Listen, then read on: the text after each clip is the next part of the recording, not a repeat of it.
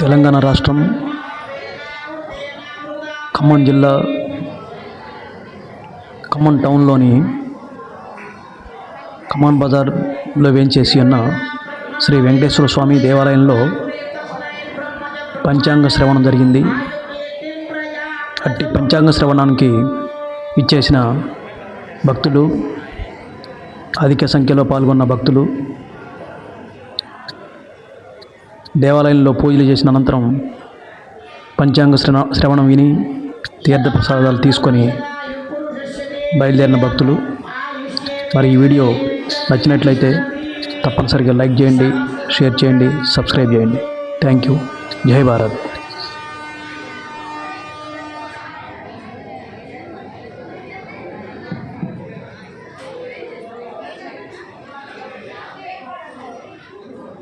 జై శ్రీమన్నారాయణ. నూతన సంవత్సర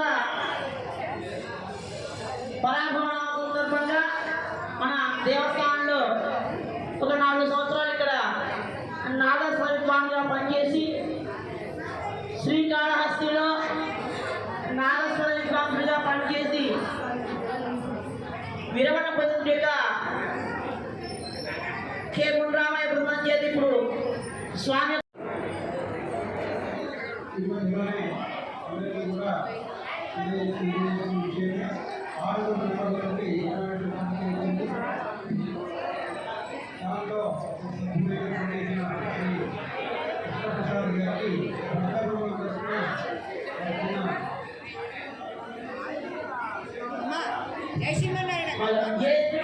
మాట్లాడతాయి ఎవరు మీ దగ్గర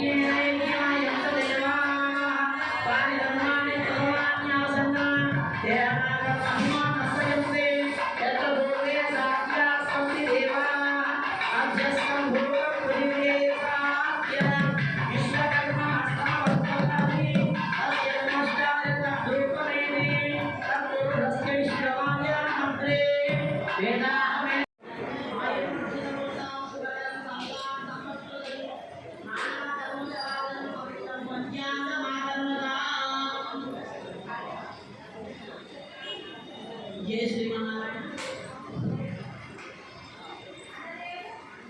భగవద్భక్తులారా, నిన్న రోజు విశ్వావసునామ సంవత్సరం. దాన్ని మనందరం కూడా అధునా సందర్శించుకోవాలని విశ్వావసునామ సంవత్సరాన్ని మనం స్వస్తిపరుస్తూ ఈ రోజు నుంచి శ్రీ పరాభవన సంవత్సరం. ఈ సంవత్సరంలో తెలుగు నామం పేరు పరాభవన సంవత్సరం. నిన్నటి వరకు జరిగినటువంటి యొక్క విశ్వావసనామ సంవత్సరం యొక్క మంచినంతా కూడా స్వీకరిస్తూ జరిగిన ఇదంతా కూడా ఇక నుండి పరాభవన సంవత్సరంలో ఏ విధంగా దుష్కృతి ఏది కూడా జరగకుండా ఉండాలని మనసుగా స్వామి పేర్కొంటారు. దేశం ప్రపంచమంతా కూడా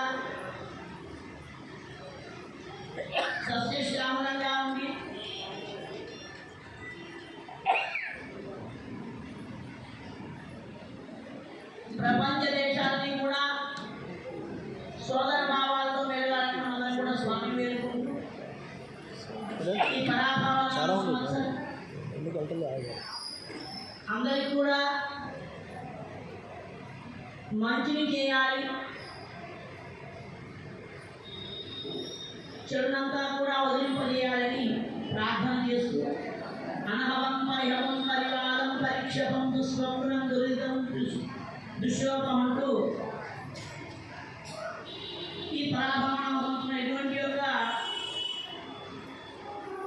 దుస్వప్నాలు కానీ ఎటువంటి యొక్క చెడు క్షేత్రాలు ఏవి కూడా లేకుండా కలగాలి. మరి దుశ్శకునాలన్నీ కూడా చెడు ఎక్కడదే అంటే మనిషిలో ఉన్నటువంటి యొక్క మనలో ఉండే కల్మషమే చెడు. అదే మనందరినీ కూడా విఘ్నాలు కలిగించేటువంటిది. అలాంటి ఏది కూడా లేకుండా ఉండాలని కోరుకుంటూ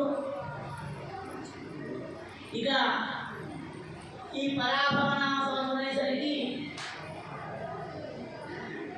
ఒక నానుడి ఉంది. అంతా కూడా ఏమైనా పరాభవం జరుగుతుందా అని. అలాంటిది ఏది కూడా లేదు. ఈ సంవత్సరం విశేషంగా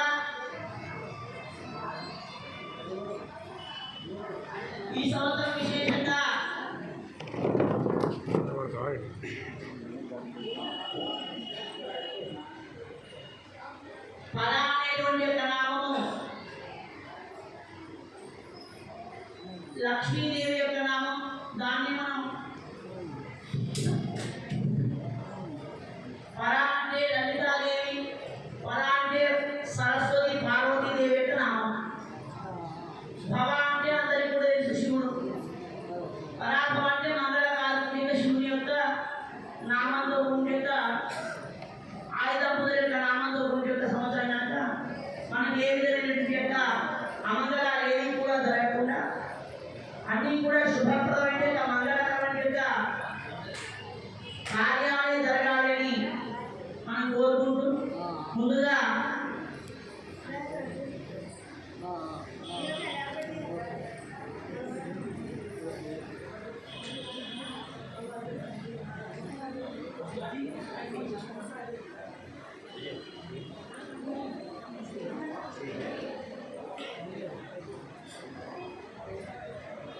అమంగళాలు ఏవి కూడా జరగకుండా ఉండాలని కోరుకుంటూ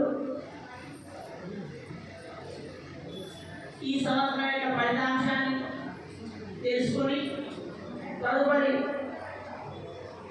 ఈ సంవత్సరం మన సంపాదన యొక్క కళ్యాణ శ్రీ శ్రీనివాస వెంకటేశ్వర స్వామి యొక్క ఆదాయ వివరాలు తెలుసుకుని తదుపరి మేషాది ద్వాదశాబ్దుల యొక్క ఆదాయ వివరాలు తెలుసుకుంటాం.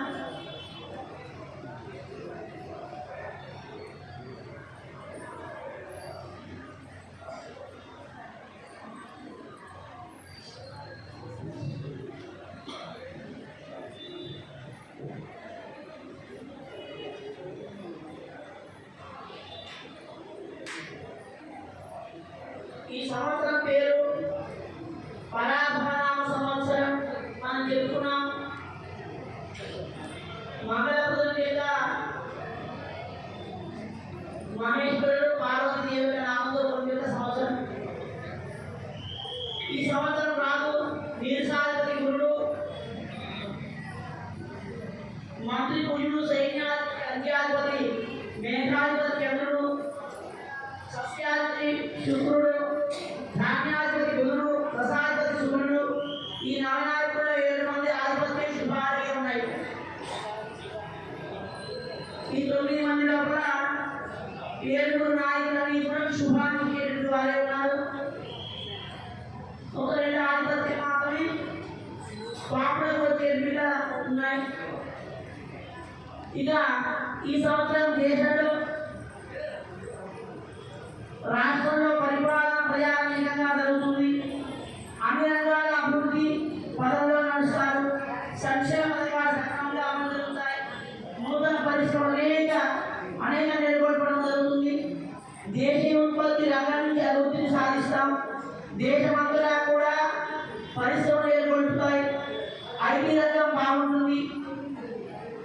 భవన నిర్మాణం గురించి మంచి అభివృద్ధి సాధిస్తాం. ప్రపంచమంతటా కూడా ఆర్థిక ఆర్థిక మాధ్యం ఉన్నప్పటికీ మన దేశంలో మాత్రం అంతగా కనిపించదు. అన్ని రంగాల అభివృద్ధి సాధిస్తాయి. నూతనంగా అనేక రహదారులు నిర్మిస్తారు. రైల్వేలు మరింత అభివృద్ధి చెందుతాయి. రాష్ట్రాన్ని నిర్మాణం ముందుకు సాగుతుంది. ఈ సంవత్సరం 4 వర్షాలు దేశంలోని రాష్ట్రాల్లో మంచి వర్షాలు కురుస్తాయి. నైరుతి ఈశాన్య ఋతుపవనాలు సకాలంలో ప్రవేశించి అనుకూలమైన వర్షాలు కురుస్తాయి. రాజకీయ సంబంధ అధికార మార్పులు దేశంలోనూ రాష్ట్రంలోనూ జరుగుతాయి. దేశంలోనూ రాష్ట్రంలోనూ జలాశయాలందు నీరు సమృద్ధిగా ఉంటుంది. ఆహార నిల్వలు అవసరానికి మించి ఉంటాయి. పశ్చిమాసియా దేశాల యుద్ధాలు అనివార్యమవుతాయి. మన సరిహద్దు దేశాల యుద్ధ వాతావరణం ఉంటుంది. మరొకసారి శత్రువులను సంహరించడంలో, శత్రువులను ఓడించడంలో మన సైన్యం సఫలీకృతమవుతుంది. ప్రపంచమంతటా మన దేశ ఖ్యాతి పెరుగుతుంది. అంతరిక్ష పరిశోధనలు విజయవంతంగా సాగుతాయి. కొండ చెరువులు విరిగి పడిపోయే ప్రమాదం ఉంచుకుంటుంది. ఈ సంవత్సరం పిడుగులు